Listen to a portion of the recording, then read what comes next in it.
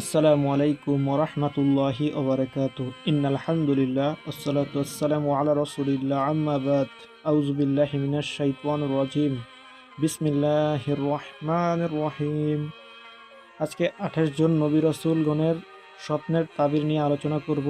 আলোচনা একটু দীর্ঘ হবে, তবে ধৈর্য সহকারে শুনবেন। এক ভিডিওতেই সব নবী রাসূলগণের স্বপ্নের তাবির দেখলে কি হয় সেগুলো ইনশাআল্লাহ জানতে পারবেন ইনশাআল্লাহ। বিখ্যাত আলী শায়েখ আবু সাদ রাদিয়াল্লাহু তাআলা আনহু বলেন, নবীগণকে স্বপ্নে দেখা হয়তো সুসংবাদ হবে অথবা ভয় প্রদর্শন হবে। এগুলো দুই প্রকার, যথা হয়তো নবীগণকে তাদের স্বাভাবিক অবস্থা ও চাল চলনে দেখতে পাবে। এই ধরনের স্বপ্নদ্রষ্টার উন্নতি, পথমর্যাদা, উচ্চ পথ এবং শত্রুদের উপর বিজয়ের আলামত। নবীগণকে বিষণ্ণ ও স্বাভাবিক অবস্থার বিপরীত দেখতে পাবে, এটা তার খারাপ অবস্থা ও কঠিন বিপদের ইশারা। তবে অবশেষে মহান আল্লাহ তাকে বিপদমুক্ত করবেন। স্বপ্নে কোনো নবীকে হত্যা করতে দেখলে কি হয়? যে ব্যক্তি এই স্বপ্ন দেখবেন তিনি আমানতের খেয়ানত করবে এবং ওয়াদা ভঙ্গ করবে। কারণ আল্লাহ তাআলা বলেছেন, অতএব ইহুদিরা যে শাস্তি পেয়েছিল তা তাদের প্রতিশ্রুতি ভঙ্গ করার কারণে এবং ওয়াদা ভঙ্গ করার কারণে সেই শাস্তি ইহুদিরা পেয়েছিল। তারা অন্যায়ভাবে নবী ও রাসূলগণকে হত্যা করত এবং আয়াত সমূহকে অস্বীকার করত। সূরা নিসা আয়াত নাম্বার 155। এই হলো নবীগণকে স্বপ্ন দেখার ইতিকথা।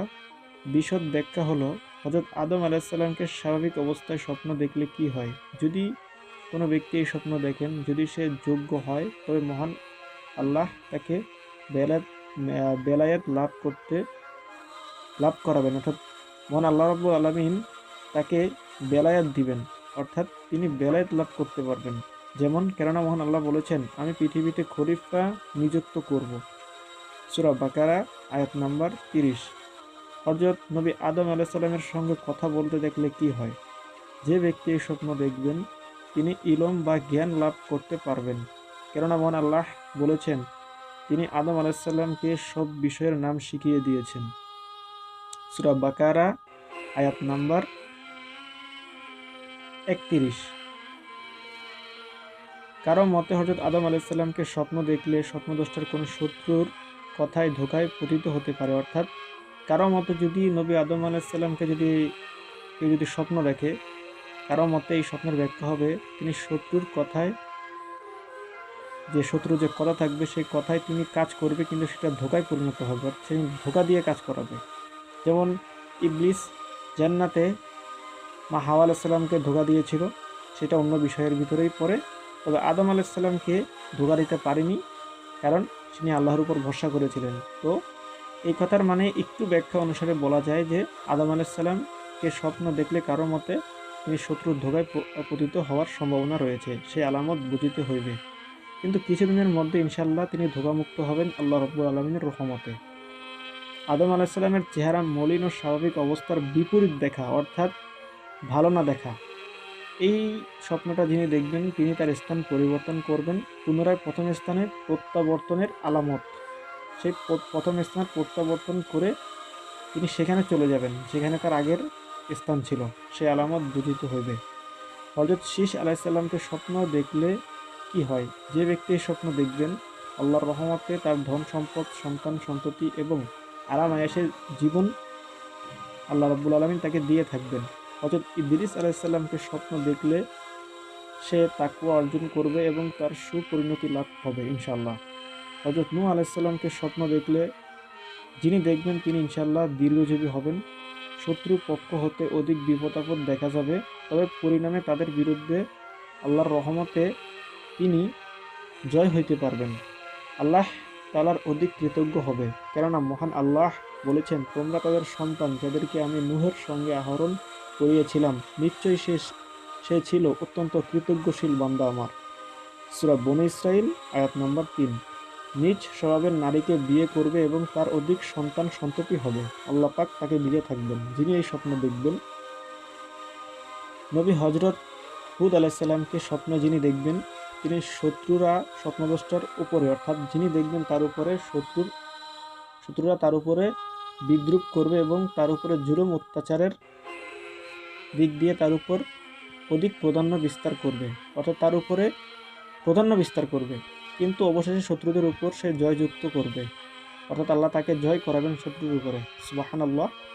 হযরত সালেহ আলাইহিসসালামকে স্বপ্ন দেখার ব্যাখ্যা হলো তার উপরে শত্রুরা বিদ্রুপ করবে, আবার জুলুম অত্যাচার করবে, আবার অবশেষে আল্লাহ রাব্বুল আলামিন যিনি নবী সালেহ আলাইহিসসালামকে স্বপ্ন দেখেছিলেন তিনি ইনশাআল্লাহ শত্রুদের উপরে জয় হতে পারবেন। ঠিক একই নবী হুদ আলাইহিসসালামকে স্বপ্ন দেখার একই তাবির হবে হযরত সালেহ আলাইহিসসালামকে স্বপ্ন দেখার তাবির। হযরত ইব্রাহিম আলাইহিসসালামকে স্বপ্নে দেখলে যিনি দেখবেন ইনশাআল্লাহ তিনি হজ করতে পারবেন। আলহামদুলিল্লাহ, এটা একটা ভালো স্বপ্ন। কারো মতে জালেম বাদশার পক্ষ হতে কঠিন বিপদ আপদ পতিত হবে। যেমন নবী ইব্রাহিম আলাইহিসসালামের ঘটনায় বলা আছে যে নমরুদ তাকে কঠিন অগ্নিতে ফেলে দেয়, তেমনি ইনশাআল্লাহ অবশেষে তাকে আল্লাহ রাব্বুল আলামিন জালেম বাদশা হইতে, অর্থাৎ সেই নমরু হতে আল্লাহ রাব্বুল আলামিন নবী ইব্রাহিম আলাইহিসসালামকে কঠিন বিপদ থেকে আগুন থেকে হেফাজত করেন। যে ব্যক্তি এই স্বপ্ন নবী ইব্রাহিম আলাইহিসসালামকে দেখবেন, আল্লাহ রাব্বুল আলামিন ঠিক জালেম বাদশা ও শত্রুদের হতে তাকেও জয়যুক্ত করবেন। তবে আপনি মেলাতে পারবেন না সেই আগুনের কাণ্ড, কারণ আল্লাহ যে বিপদ দেখবেন সেটা কোনো একটা উসিলায় আপনাকে বিপদমুক্ত করবেন, সেটা মনে রাখতে হবে। কেননা আপনি তুলনা করলে এটা অনেক বড় গুনাহ হয়ে যাবে, সাবধান। অর্থাৎ এটা বোঝার জন্য আল্লাহ রাব্বুল আলামিন কোরআনুল কারিমে এই ঘটনাগুলো দিয়েছেন আমাদের শিক্ষার জন্য। তার প্রতি মহান আল্লাহ স্বীয় নিয়ামত বাড়িয়ে দিবেন যে ব্যক্তি এই স্বপ্ন দেখবেন নবী ইব্রাহিম আলাইহিস সালামকে, এবং নেক স্ত্রী দান করবেন। কেউ এই ব্যাখ্যাও দিয়েছেন যে নবী ইব্রাহিম আলাইহিস সালামকে স্বপ্ন দেখলে যে দেখবে সে তার পিতার অবাধ্য হবে। অর্থাৎ নবী ইব্রাহিম আলাইহিস সালামকে যে ব্যক্তি স্বপ্ন দেখবেন ওনার যদি পিতা থাকে সেই সন্তানটি পিতার অবাধ্য হবেন। নাউজুবিল্লাহ, সাবধান হতে হবে। পিতামাতার সাথে অন্যায় আচরণ কাজ করা মানে আল্লাহ রাব্বুল আলামিন রাগান্বিত হওয়া। রাসূল সাল্লাল্লাহু আলাইহি ওয়াসাল্লাম বলেছেন যে পিতামাতার অবাধ্য হওয়া যাবে না, সাবধান থাকতে হবে আপনাদের।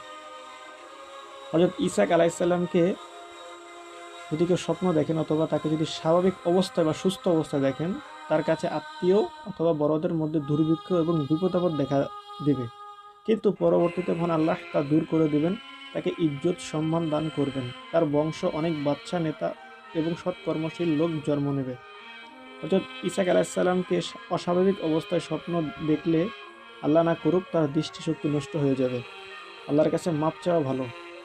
চেষ্টা করবেন বাম দিকে 3 বার থুতু ফেলে আল্লাহর কাছে সেজদা অবস্থায় মাপ চাবেন, অর্থাৎ বাম দিক যাতে পশ্চিম দিক না হয় সেই দিকে লক্ষ্য রাখতে হবে, কারণ পশ্চিম দিকে কাবা থাকে, সেই দিকে থুতু ফেললে অত্যন্ত গুনাহ হয়, সাবধান।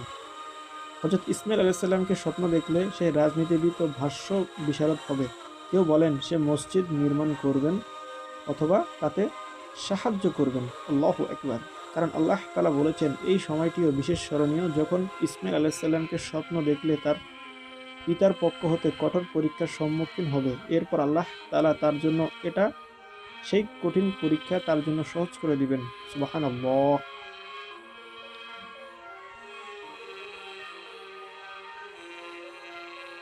আবার বলা আছে যখন ইব্রাহিম আলাইহিস সালাম ও নবী ইসমাইল আলাইহিস সালাম কাবা গৃহে নির্মাণ করেছিলেন, অর্থাৎ নবী ইসমাইল আলাইহিস সালাম তার পিতা ইব্রাহিম আলাইহিস সালামের সাথে কাবা গৃহ নির্মাণ করেছিলেন, অর্থাৎ স্মরণীয় সেই দিনটি, যে দিনটি, কারণ আল্লাহ তাআলা তাদেরকে বলেছিলেন যে এই সময়টিও বিশেষ স্মরণীয় যখন ইব্রাহিম আলাইহিস সালাম ও ইসমাইল আলাইহিস সালাম কাবা গৃহ নির্মাণ করেছিলেন। অর্থাৎ হযরত ইসমাইল আলাইহিস সালামকে স্বপ্ন দেখার যে তাবির, সেই তাবিরের এখন ব্যাখ্যাটি বললাম, সেটা হচ্ছে সূরা আল বাকারা আয়াত নাম্বার 127। কারণ রাজনীতিবিদ ভাষ্য হচ্ছে নবী ইসমাইল আলাইহিস সালামের দেখার ব্যাখ্যা, অর্থাৎ তার ভিতরে আবার যদি অথবা সেই স্মরণীয় দিন হিসাবে আল্লাহ রাব্বুল আলামিন আপনাকেও নিয়ামত দান করবেন, তার কিছু নিয়ামত দান করবেন। অর্থাৎ ওই দিনে তো সেটা হয়েছিল, কিন্তু এই দিনে আপনার ক্ষেত্রে আল্লাহ রাব্বুল আলামিন নিয়ামত দান করবেন অন্যভাবে, সেটা বুঝতে হবে। এটা হচ্ছে নবী ইসমাইল আলাইহিস সালামের স্বপ্ন দেখার তাবির গেল। এবার হচ্ছে হযরত নবী ইয়াকুব আলাইহিস সালামকে স্বপ্ন দেখলে কী হয়। তার অনেক সন্তানের পক্ষ হতে ভীষণ দুশ্চিন্তার মুখে তিনি পড়বেন। অবশেষে মহান আল্লাহ তাকে চিন্তামুক্ত করবেন এবং তার প্রিয় বস্তু তাকে দান করবেন। তার যদি কোনো প্রিয় কিছু হয়ে থাকে যে তিনি চান, আল্লাহ পাক অবশ্যই সেটা তাকে দান করবেনই। আল্লাহ পাক নিয়ামত তাকে অবশ্যই দিবেন। তো ধৈর্য ধারণ করতে হবে, আল্লাহর উপরে বিশ্বাস রাখতে হবে ওনার। হযরত ইউসুফ আলাইসাল্লামকে স্বপ্ন দেখলে কি হয়? হযরত নবী ইউসুফ আলাইসাল্লামকে স্বপ্ন দেখলে নিকট আত্মীয় বা আপন লোকজনের পক্ষ হতে তাকে জুলুম অত্যাচারের রক্ষতা এবং জেলখানায় বন্দী হওয়ার সম্মুখীন হতে হবে। তার উপর অপবাদ রটানো হবে, যেমন নবী ইসমাইল আলাইসাল্লামের উপর সুন্দরী নারীদের ধর্ষণের দুর্নাম রটানো হয়েছিল। ঠিক তার বিরুদ্ধে কিছু একটা দুর্নাম রটানো হবে। তবে পরবর্তীকালে স্বপ্নদ্রষ্টা রাজত্ব পাবেন, অর্থাৎ নবী ইসমাইল আলাইসাল্লাম, অর্থাৎ নবী ইউসুফ আলাইসাল্লাম, যিনি রাজত্ব পেয়েছিলেন, অর্থাৎ ফুড অধিদপ্তরের ক্ষেত্রে জেলখানা থেকে আল্লাহ তাকে মুক্ত করে সম্মানের সাথে যে একটা খাদ্যমন্ত্রী বানিয়েছিলেন, আল্লাহ রাব্বুল আলামিন যে ব্যক্তি স্বপ্ন দেখবেন তাকেও কিছু নিয়ামত দান করবেন, তাকে শত্রুদের পদানত হবে। অর্থাৎ আল্লাহ রাব্বুল আলামিন শত্রুদেরকে পরাস্ত করবেন। এবং যে ব্যক্তি নবী ইউসুফ আলাইসাল্লামকে স্বপ্ন দেখেছেন তাকে আল্লাহ রাব্বুল আলামিন অনেক বড় নিয়ামত দান করবেন, অর্থাৎ তাকে রাজত্ব দান করবেন, সেটি বুঝিতে হইবে। কারো মতে ভাইয়েরা তার শত্রু হবে, অর্থাৎ নবী ইসমাইল আলাইসাল্লামের না নবী ইউসুফ আলাইসাল্লামের যে 11 জন ভাই ছিল, ভাইয়ের ভিতরে কিন্তু 11 জনই কিন্তু শত্রু হয়েছিল। তো যে ব্যক্তি এই স্বপ্ন দেখবেন নবী ইউসুফ আলাইসাল্লামকে, তার যদি ভাই থাকে তাহলে শত্রু হবে। তো আপনাকে অধিক সতর্ক থাকতে হবে, আল্লাহ পাকের নিয়ামতের আশায় থাকতে হবে, ধৈর্য ধারণ করতে হবে, আল্লাহর থেকে পানা চাইতে হবে, সাবধানে পা ফেলতে হবে, কিছু দান সদকা করবেন, ইনশাল্লাহ হয়ে যাবে। অথবা এমন একটি কাজ সম্পর্কে সে তাড়াহুড়া করবে, অর্থাৎ নবী ইউসুফ আলাইসাল্লামকে স্বপ্ন দেখলে সে এমন একটি কাজ সম্পর্কে তাড়াহুড়া করবে যা তাকে বন্দিশা ও সংকীর্ণতায় ফেলবে। অবশেষে আল্লাহ তাআলা তাকে নাজাত দেবেন, অর্থাৎ সেই সেই তাড়াহুড়া কাজের ভিতরে সে যে সংকীর্ণতায় পড়বে তাকে আল্লাহ রাব্বুল আলামিন নাজাত দান করবেন। এই ধরনের স্বপ্ন সাধারণত তারাই দেখে থাকে যারা তাৎক্ষণিকভাবে ক্রোধ বা রাগ করে, অর্থাৎ যাদের অতি রাগ, জিদ, ধৈর্য কম, তাদের ক্ষেত্রে এটি হয়ে থাকে। অথবা আনন্দ লাভ করে এবং তার এমন একটি সম্প্রদায়ের সঙ্গে সম্পর্ক রয়েছে যারা আমানতের খেয়ানত করে, অর্থাৎ যে ব্যক্তি এই স্বপ্ন দেখবেন তার সাথে এমন কোনো সম্প্রদায়ের সম্পর্ক অর্থাৎ আত্মীয়তা রয়েছে, সেই ব্যক্তি তারা অর্থাৎ যে ব্যক্তি নবী ইউসুফ আলাইসাল্লামকে স্বপ্ন দেখেছেন তিনি অর্থাৎ তার যে আত্মীয় বা সম্প্রদায় রয়েছে তারা আমানতের খেয়ানত বেশিরভাগ করে থাকে।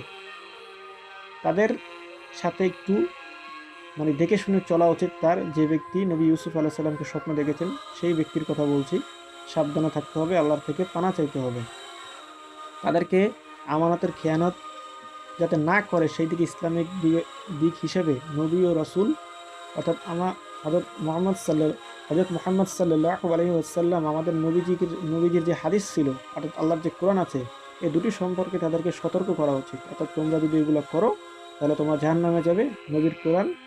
নবীর হাদিস ও আল্লাহর কোরআনে তা লিপিবদ্ধ আছে। যে ব্যক্তি নবী ইউসুফ আলাইহিস সালামকে স্বপ্ন দেখবেন তিনি এই দাওয়াতটি অবশ্যই দিয়ে থাকবেন যে আমানতের খেয়ানত করা খুবই অন্যায়। এবার আমরা জানবো হযরত শোয়েব আলাইহিসসালামকে স্বপ্ন দেখলে কি হয়।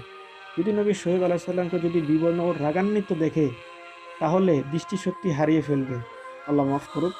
স্বাভাবিক অবস্থায় যদি কেউ নবী শোয়েব আলাইহিসসালামকে যদি স্বপ্ন দেখে তার সম্প্রদায়ের লোকেরা তার হক আদায় করতে ত্রুটি করবে এবং তার উপর জুলুম অত্যাচার করবে, তবে পরবর্তীতে সে তাদের উপর জয়ী হবেন। কখনো ওই স্বপ্নদ্রষ্টার অনেক মেয়ে থাকার আলামত, অর্থাৎ যে নবী শোয়েব আলাইহিসসালামকে স্বপ্ন দেখবে কখনো তার অনেক মেয়ে থাকার আলামতও বুঝিতে হইবে। ইনশাআল্লাহ তার মেয়ে অনেক থাকার আলামত বুঝিতে হইবে। হযরত মূসা ও নবী হারুন আলাইহিসসালামকে স্বপ্ন দেখলে কি হয়, অথবা নবী মূসাকে দেখলে কি হয়, অথবা হারুনকে দেখলে কি হয়, অথবা দুজনের ভিতরে একজনকে দেখলে বা কি হয়। যে ব্যক্তি এই স্বপ্ন দেখবেন তার হাতে কোনো অত্যাচারী ধ্বংস হবে। যুদ্ধের প্রস্তুতির সময় যদি নবী মূসা ও নবী হারুন আলাইহিস সালামকে যদি কেউ স্বপ্ন দেখে তাহলে ইনশাআল্লাহ সেই যুদ্ধে অবশ্যই জয়লাভ করবেন আল্লাহ তাআলার রহমতে। হযরত আইয়ুব আলাইহিস সালামকে স্বপ্ন দেখলে কি হয়, স্বপ্নদ্রষ্টার জানমাল, পরিবার ও সন্তানাদির দিক দিয়ে পরীক্ষার সম্মুখীন হবে বা ক্ষতিগ্রস্ত হবে। অবশেষে মহান আল্লাহ তাকে প্রতিদান দেবেন এবং দ্বিগুণ দান করবেন, ভালো নিয়ামত রহমত দিবেন দ্বিগুণ। আল্লাহ তাআলা বলেন, আমি তাকে তার প্রয়োজন সম্পদ দ্বিগুণ দান করেছি। স্বপ্নে হযরত দাউদ আলাইহিস সালামকে স্বাভাবিক অবস্থায় দেখলে তার রাজস্ব, ক্ষমতা ও আধিপত্য পেতে পারে। স্বপ্নে হযরত সুলাইমান আলাইহিস সালামকে দেখলে কি হয়?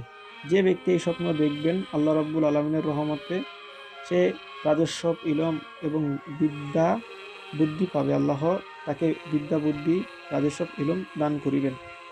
যদি হযরত সুলাইমান আলাইহিস সালামকে তার সিংহাসনে মৃত অবস্থায় দেখে, তাহলে কোনো খলিফা, আমির বা নেতা মারা যাবে, কিন্তু তার মৃত্যুর সংবাদ সঙ্গে সঙ্গে জানা যাবে না, বরং কিছুদিন পরেই জানা যাবে।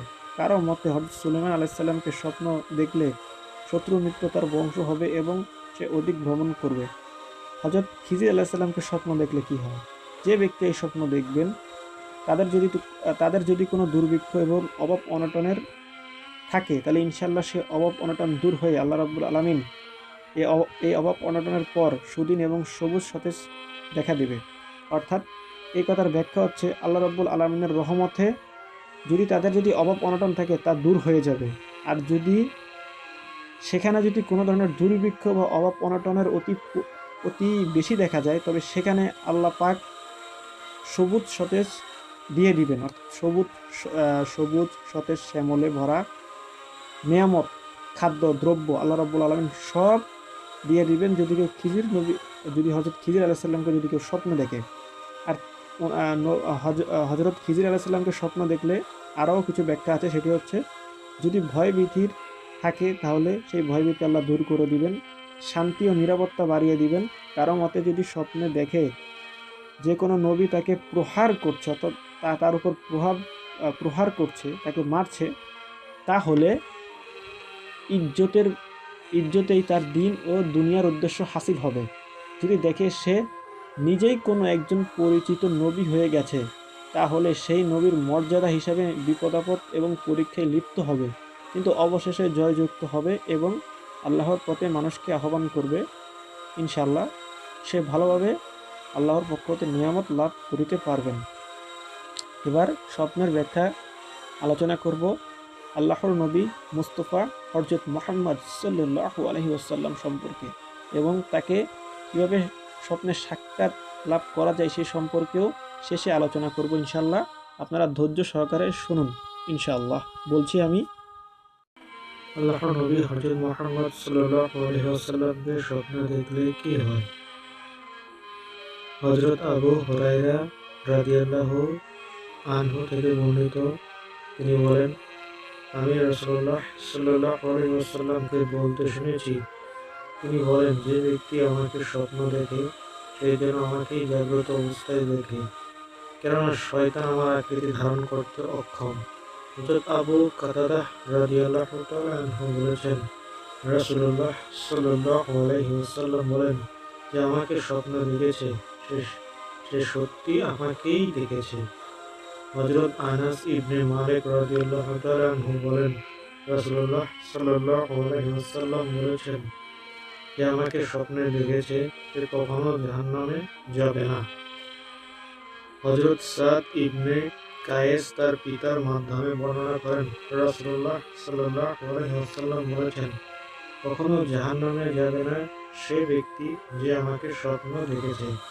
ওস্তাদ আবু সাঈদ বলেন, আল্লাহ হযরত মুহাম্মদ সাল্লাল্লাহু আলাইহি ওয়াসাল্লামকে জগৎবাসীর জন্য রহমত স্বরূপ পাঠিয়েছেন। অতএব সুসংবাদ তাদের জন্য যারা তাকে জীবদ্দশায় দেখেছেন এবং তার অনুসরণ করেছেন, আর সুসংবাদ তাদের জন্য যারা তাকে স্বপ্নে দেখেছে। যদি ঋণগ্রস্ত কোনো ব্যক্তি যদি রাসূল সাল্লাল্লাহু আলাইহি ওয়াসাল্লামকে স্বপ্ন দেখে, তাহলে আল্লাহ তার ঋণ পরিশোধ করে দেবেন। সুবহানাল্লাহ। স্বপ্নে যদি কোনো রুগ্ন ব্যক্তি রাসূলুল্লাহ সাল্লাল্লাহু আলাইহি ওয়াসাল্লামকে দেখে, তাহলে আল্লাহ তাকে আরোগ্য দান করবেন। যদি কেউ যুদ্ধরত অবস্থায় রাসূলুল্লাহ সাল্লাল্লাহু আলাইহি ওয়াসাল্লামকে স্বপ্ন দেখে, তাহলে আল্লাহ তাকে যুদ্ধে বিজয়ী করবেন। সুবহানাল্লাহ। এমন ব্যক্তি হজ করেনি, রাসূলুল্লাহ সাল্লাল্লাহু আলাইহি ওয়াসাল্লামকে স্বপ্ন দেখে তাহলে সে হজ করতে পারবেন। সুবহানাল্লাহ। যদি দুর্ভিক্ষপূর্ণ বা অনাবাদী এলাকায় রাসূলুল্লাহ সাল্লাল্লাহু আলাইহি ওয়াসাল্লামকে কেউ যদি স্বপ্ন দেখে, তাহলে সে এলাকা আবাদি ও শস্য শ্যামলে পরিণত হবে।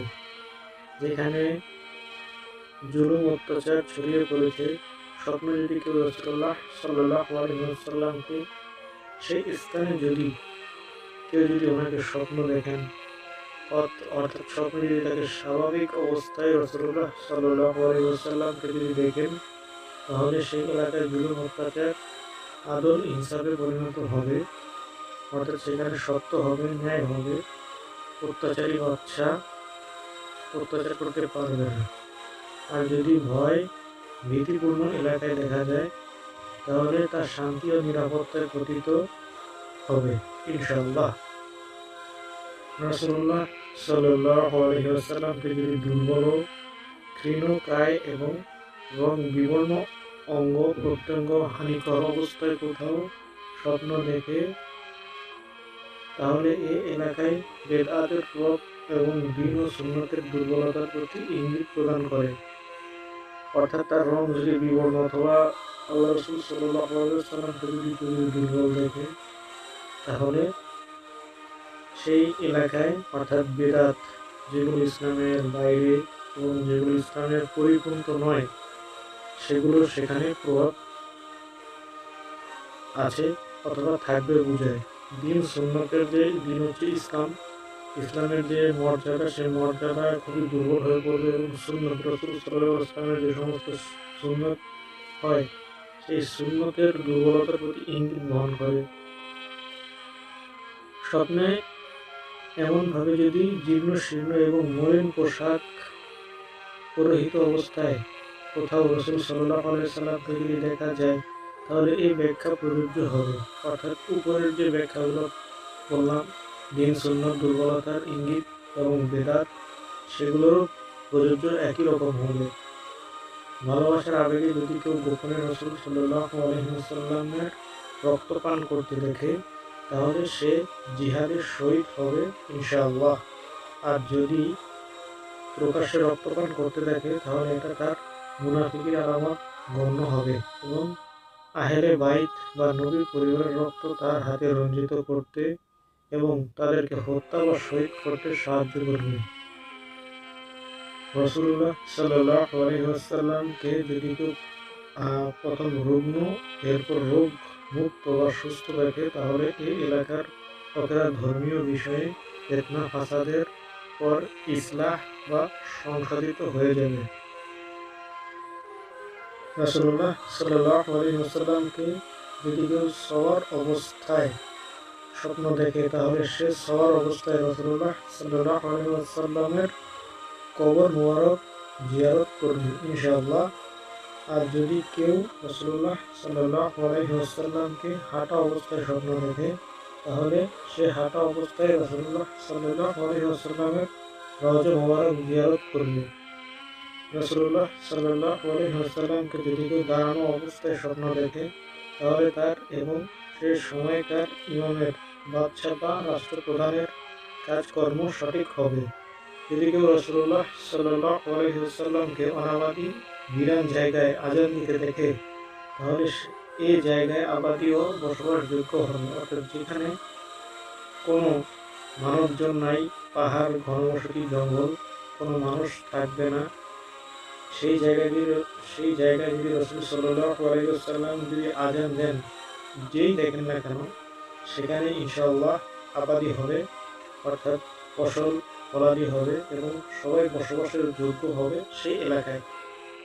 আল্লাহর রহমতে ইনশাআল্লাহ এটি পরিপূর্ণভাবে হয়ে থাকবে। এটি অত্যন্ত ভালো স্বপ্ন ইনশাআল্লাহ। আল্লাহর রহমতে খুবই একটি নিয়ামতপূর্ণ স্বপ্ন এটি।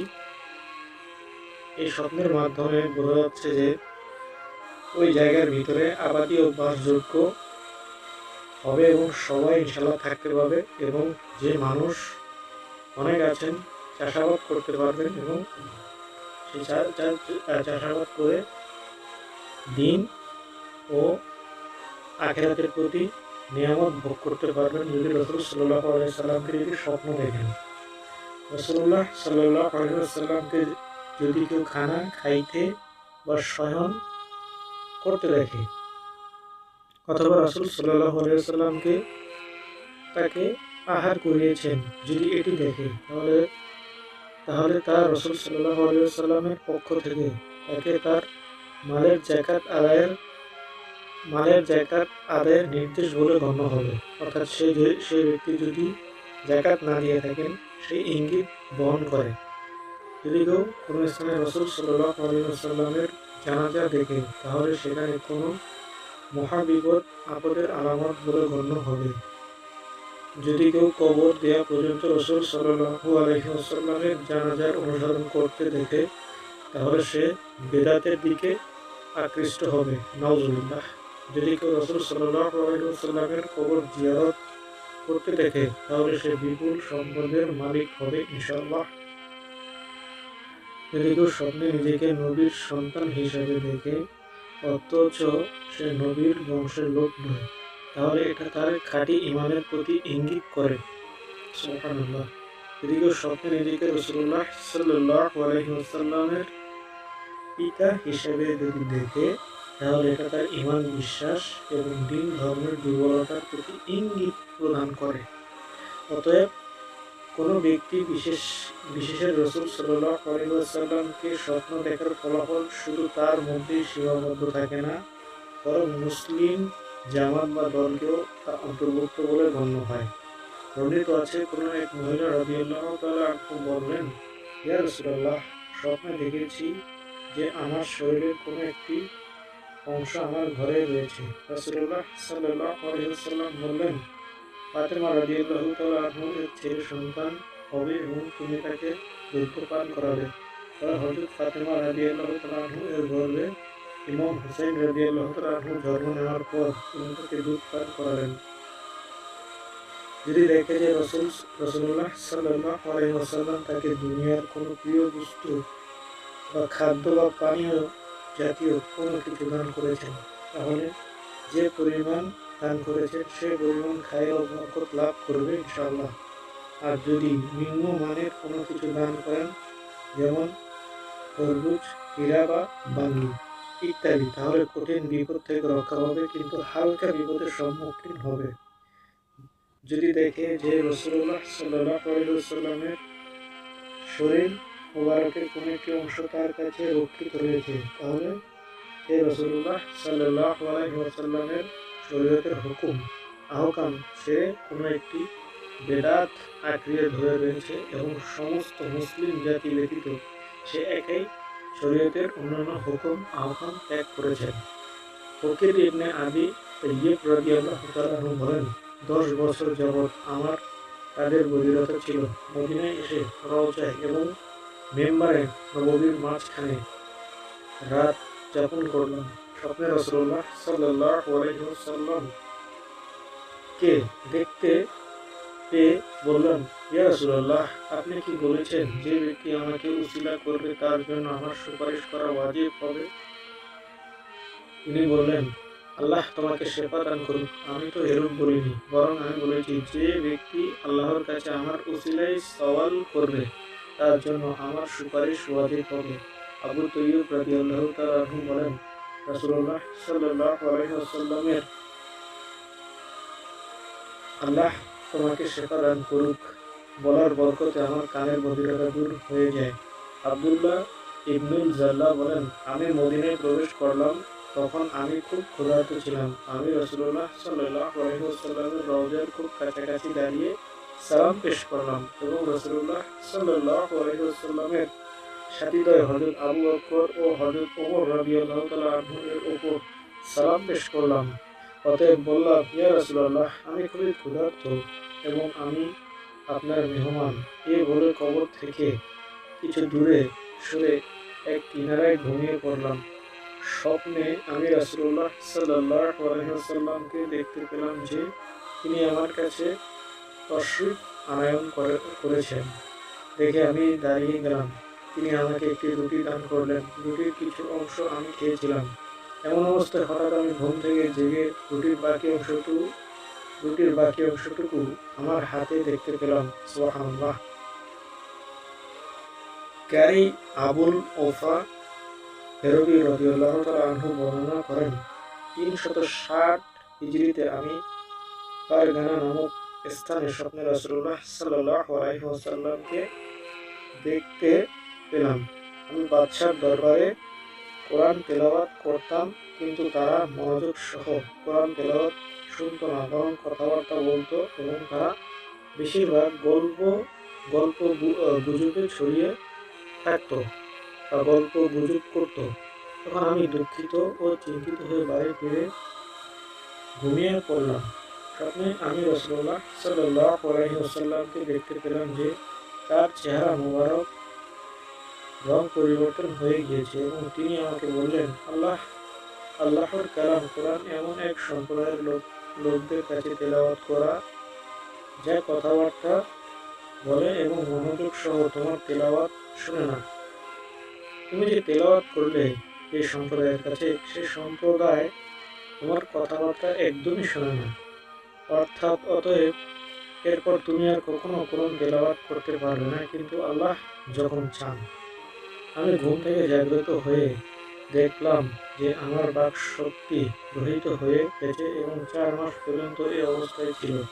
যখন আমার কোনো প্রয়োজন হতো তখন আমি তা কাগজে লিখে দিতাম, কিন্তু কথা বলা আমার বন্ধ হয়ে গেছে, তাই আমি কথা বলতে পারছিলাম না। আমার এই অবস্থা দেখে মুফতি সাহেবান এবং মুহাদ্দিসগণ ফতোয়া দিলেন যে অবশেষে একদিন না একদিন সে কথা বলতে সক্ষম হবে, কেননা রাসূলুল্লাহ সাল্লাল্লাহু আলাইহি ওয়াসাল্লাম স্বপ্নে বলেছিলেন, আল্লাহ যখন চান। ৪ মাস পর আমি সেই জায়গায় রাতে ঘুমিয়ে পড়লাম, যেখানে ৪ মাস পূর্বে প্রথম ঘুমিয়েছিলাম। স্বপ্নে রাসূলুল্লাহ সাল্লাল্লাহু আলাইহি ওয়াসাল্লামকে আমি স্বপ্নে দেখলাম এবং দেখে যেন আনন্দের পূর্ণিমার চাঁদের ন্যায় তার চেহারার চমক। আমাকে দেখে তিনি জিজ্ঞেস করলেন, কি তওবা করেছো? আমি বললাম, হ্যাঁ ইয়া রাসূলুল্লাহ, তওবা করেছি। রাসূলুল্লাহ সাল্লাল্লাহু আলাইহি ওয়াসাল্লাম বললেন, যে ব্যক্তি তওবা করে আল্লাহ তার প্রতি রুজু করেন বা তাকে ক্ষমা করে দেন। সুবহানাল্লাহ। এ বলে রাসূলুল্লাহ সাল্লাল্লাহু আলাইহি ওয়াসাল্লাম বললেন, তোমার জিহ্বা বের করো। আমি আমার জিহ্বা বের করলাম। তিনি শাহাদাত আঙ্গুল বা তর্জনী দ্বারা আমার জিহ্বা স্পর্শ করে বললেন, যদি কোনো সম্প্রদায়ের লোকের কাছে আল্লাহর কিতাব পড়তে হয়, তাহলে যতক্ষণ না তারা মনোযোগ সহকারে আল্লাহর এই কোরআনুল কারীম যতক্ষণ না শুনবে, ততক্ষণ পর্যন্ত তোমার কোরআন তেলাওয়াত বন্ধ রাখো।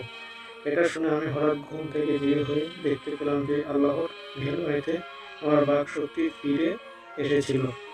সমস্ত প্রশংসা একমাত্র কেবল আল্লাহ তাআলারই জন্য। বর্ণিত আছে, একজন ধনী লোক রোগাক্রান্ত হলেন। তিনি এক রাতে রাসূলুল্লাহ সাল্লাল্লাহু আলাইহি ওয়াসাল্লামকে স্বপ্ন দেখলেন। রাসূলুল্লাহ সাল্লাল্লাহু আলাইহি ওয়াসাল্লাম তাকে বলছিলেন যে, যদি তুমি এই রোগ থেকে ভালো থাকতে চাও, তাহলে লা এবং লা গ্রহণ করো। ঘুম থেকে উঠে তিনি ১০,০০০ রূপার মুদ্রা হযরত সুফিয়ান সওরীর কাছে লোক মারফত দিয়ে গরিবদের মধ্যে তা ভাগ করে দিতে বললেন এবং তার কাছে স্বপ্নের ব্যাখ্যা জিজ্ঞেস করতে বললেন।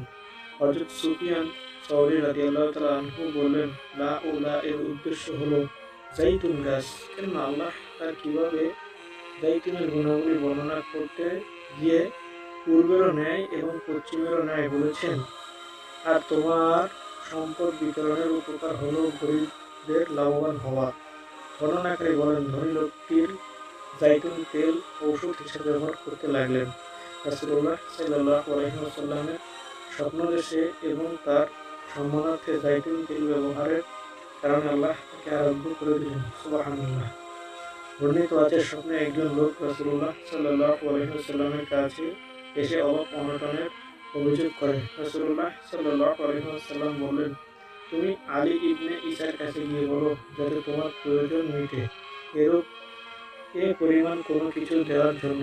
লোকটি বলে, ইয়া রাসূলুল্লাহ, প্রমাণ হিসেবে কি বলবো? রাসূলুল্লাহ সাল্লাল্লাহু আলাইহি ওয়াসাল্লাম বললেন, প্রমাণ হিসেবে তুমি তাকে বলবে যে, সে আলী ইবনে ঈসা আমাকে রাসূলুল্লাহ সাল্লাল্লাহু আলাইহি ওয়াসাল্লামকে প্রস্তরময় স্থানে দেখেছিলেন এবং সে আলী ইবনে ঈসা উঁচু জায়গায় ছিল এবং সেখান থেকে নিচে নেমে আমার সাথে সাক্ষাৎ করেছিল। আমি বললাম, তুমি তোমার স্থানে চলে যাও।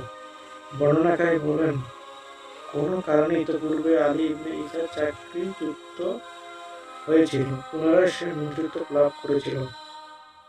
লোকটি ঘুম থেকে উঠে আলী ইবনে ঈসার কাছে গিয়ে স্বপ্নের সমস্ত ঘটনা খুলে বললেন।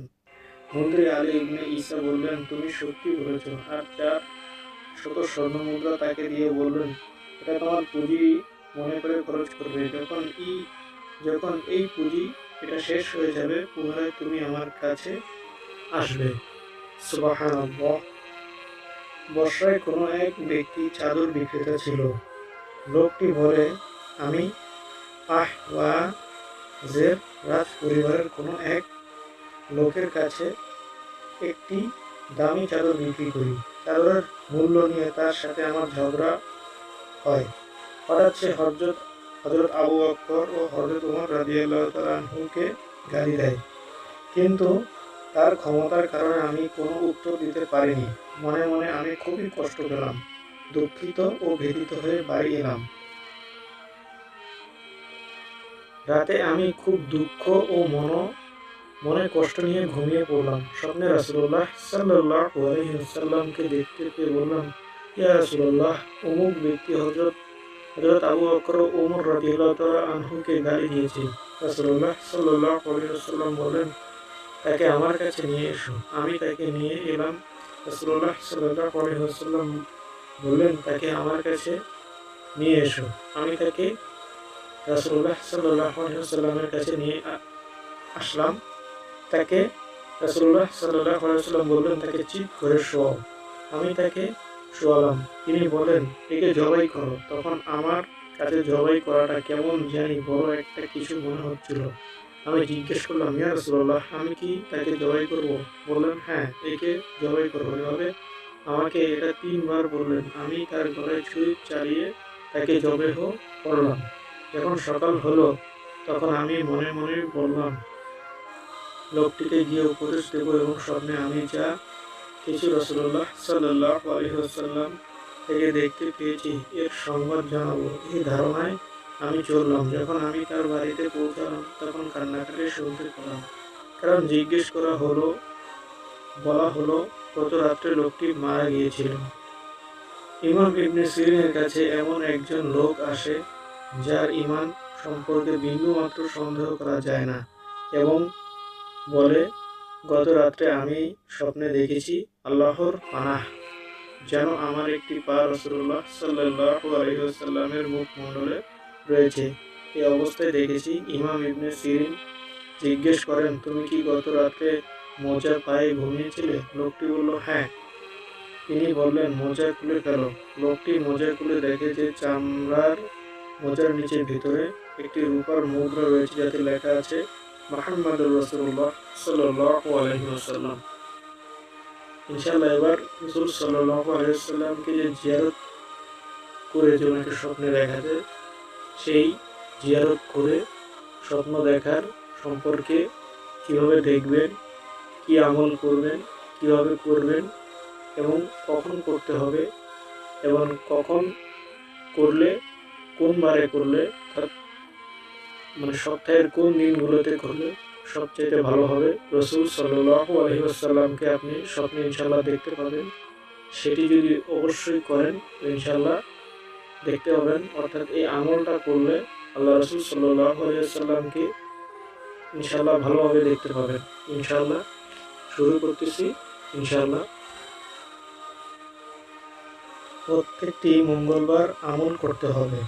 অর্থাৎ মঙ্গলবারে এই আমলটি করতে হবে।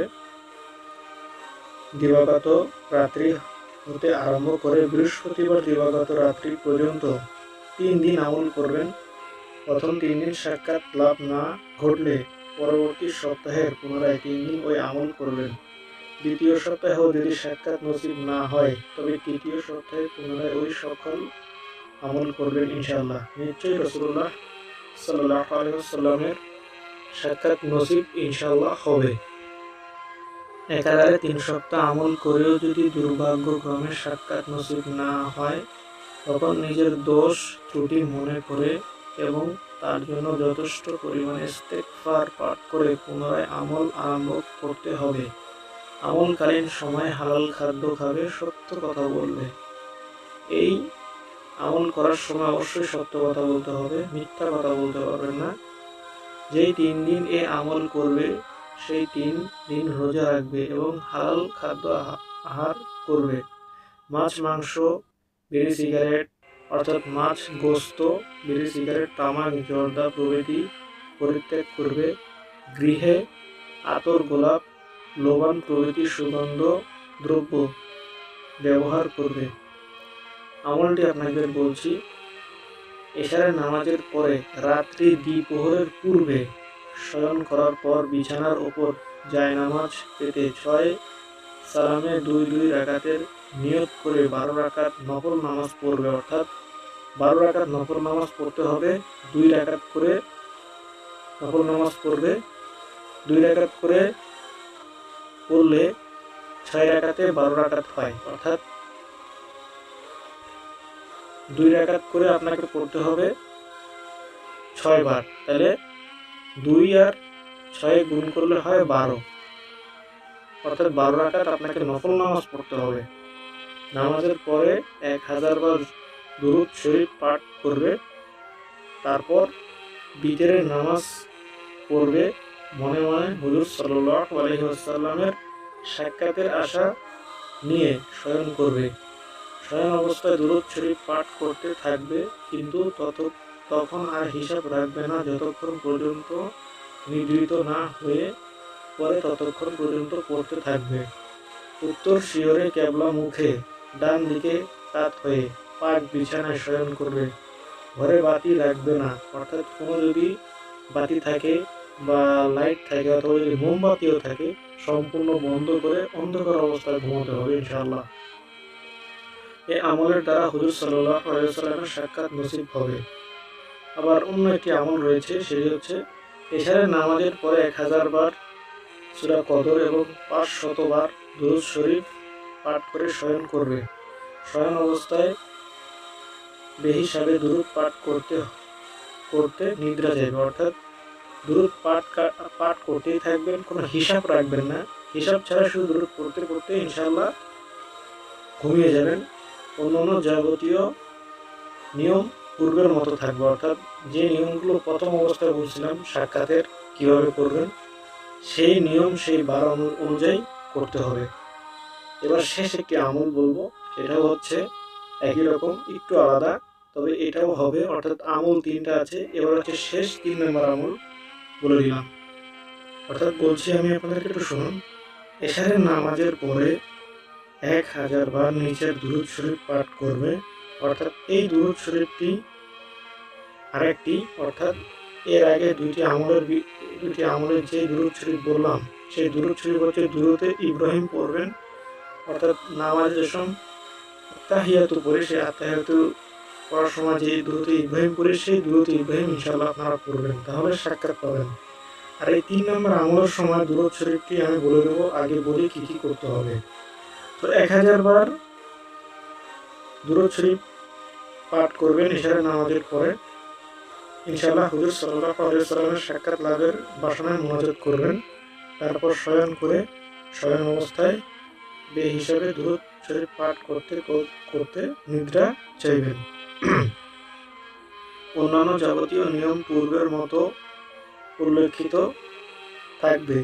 3টি আমলের যে কোনো একটি আমল করা যেতে পারে। প্রত্যেকটি মঙ্গলবার, বুধবার ও বৃহস্পতিবার দিবাগত রাত্রিতে আমল করতে হবে। নিচে দরুদ শরীফ দেওয়া হলো, আমি বলছি, শুনুন। আল্লাহুম্মা সাল্লি আলা সাইয়্যিদিনা মুহাম্মাদিন সালাতান তুনাজ্জিনা বিহা মিন জামিইল আহওয়ালি ওয়াল আফাতি ওয়া তাকাদিলনা